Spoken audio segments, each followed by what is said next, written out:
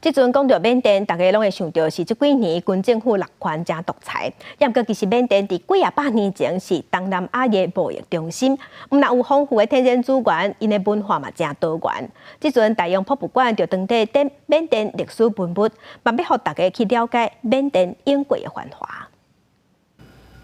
18世纪末、19世纪初，缅甸全盛时期所建造的黄金佛像，在伫遐看规个会场。大英博物馆这场缅甸特展，收集当地自公元450年到即马超过1500年的文化甲艺术成就。可能大家拢唔知影，伫16、17世纪，缅甸就是一个多元的文化，对几个科学的小王国，两边发展真济东南亚上大的国家，也不是科学的贸易中心。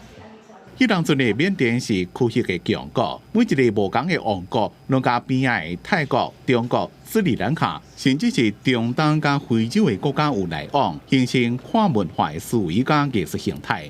甲即马封闭孤立的情形真无同。缅甸出产翡翠、火表、红宝石甲油木，丰沛天然资源伫咧展场内也四围拢有当看到。有银做的碗，装饰真水的古兰经的盒，到金纸的宗教文物。That although it's a developing country, it's actually extremely wealthy.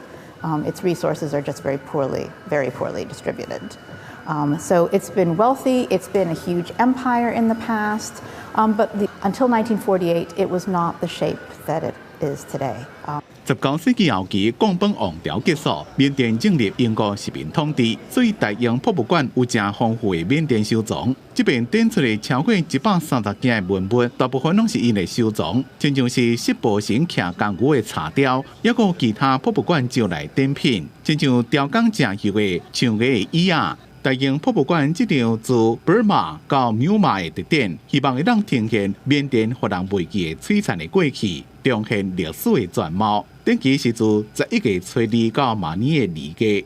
公司新闻，施惠两编写。